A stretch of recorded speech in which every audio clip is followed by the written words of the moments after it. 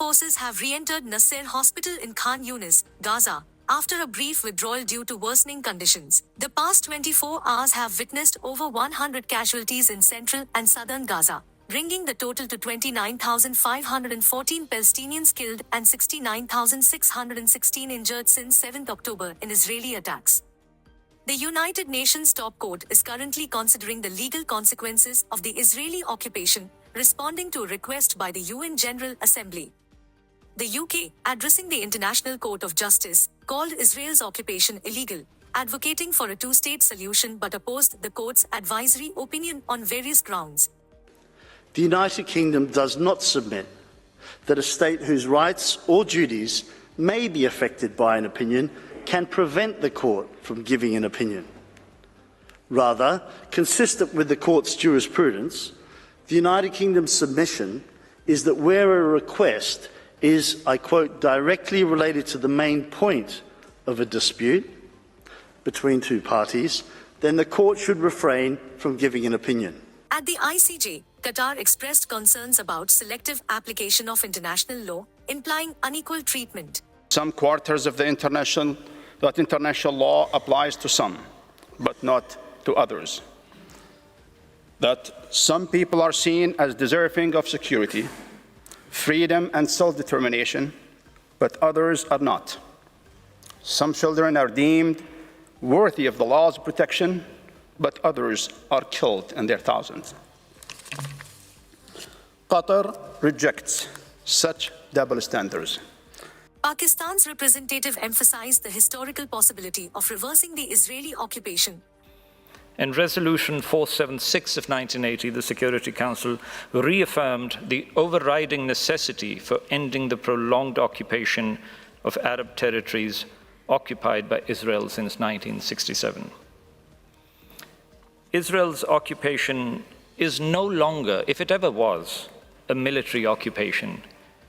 It is annexation. While Oman's delegate highlighted the enduring suffering of the Palestinian people under occupation. For more than 75 years, the Palestinians have been living under occupation, oppression, injustice, and daily humiliation committed against them by Israelis. Meanwhile, the international community and the international organizations have failed to assist the people of Palestine to realize their aspiration by having their own independent state. Today in Gaza, the world for 4 months is witnessing one of the worst atrocities and acts of genocide in modern times, where more than 25,000 killed and 69,000 wounded, in addition to 2.2 million living under unbearable conditions, being driven from one place to another in a clear violation of international norms.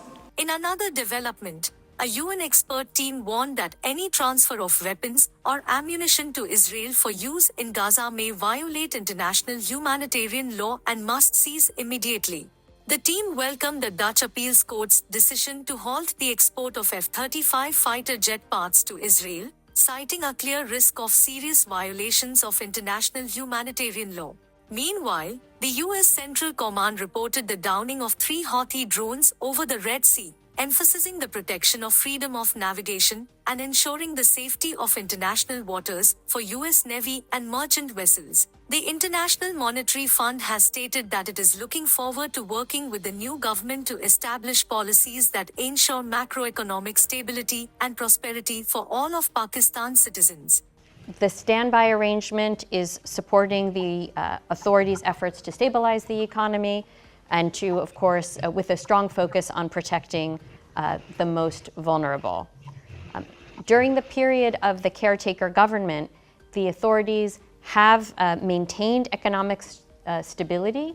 This has been done through strict adherence to fiscal targets, while also protecting the social safety net.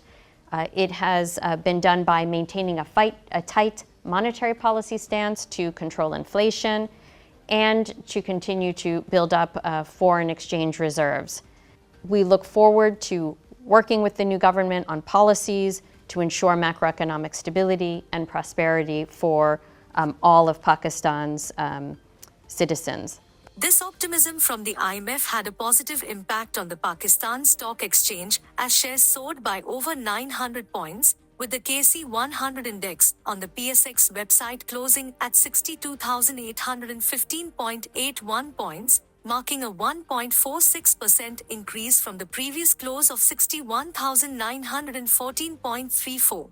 Moving on, political news. In Punjab, newly elected members of the Assembly took their oath today. Outgoing Speaker Siptan Khan administered the oath, urging those in the gallery to maintain a positive atmosphere. Elections for the Assembly Speaker and Deputy Speaker will be held via a secret ballot tomorrow. Turning to Sindh, PPP Chairman Bilawal Bhutto Zardari announced Murad Ali Shah as the party's candidate for Sindh Chief Minister. हमारा वज़ीर आला सिंध के लिए और हम मुराद अली शाह साहब से request करेंगे कि वो एक बार फिर अपना ही जो रिकॉर्ड है और अपना ही परफॉर्मेंस है उसको बीट करना है। अगर आप साथ मिल के काम करते हैं और आपस के टांग जो हम खींचते हैं वो आप मुझे 6 महीने दे दें कि वो काम ना हो तो इंशाल्लाह हम उससे भी बेहतर परफॉर्म कर सकेंगे। This announcement precedes the oath-taking session for newly elected Sindh Assembly representatives on Saturday. With a comfortable majority, PPP aims to elect the Speaker, Deputy Speaker, and Chief Minister without coalition support. In other news, PTI leader Barrister Gohar Khan clarified that Imran Khan's letter to the IMF is in Pakistan's interest and won't harm the country. The Election Commission of Pakistan has notified 10 winning candidates for the Khyber Pakhtunkhwa Assembly, according to the Associated Press of Pakistan. On a different note, Caretaker Information Minister Murtaza Solanki denied suspending social media website X in the country. X has been inaccessible since Saturday following allegations of election rigging. Solanki clarified that internet services are fully functional nationwide and dissociated the suspension of X from his ministerial role.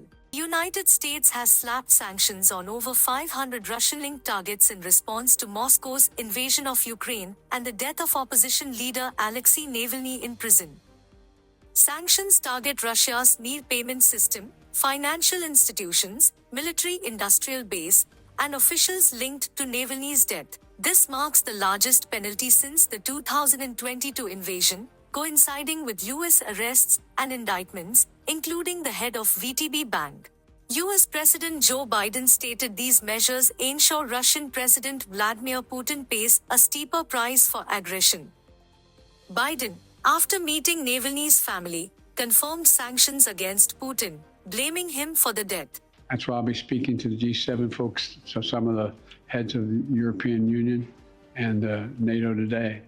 That's why I'm announcing more than 500 new sanctions in response.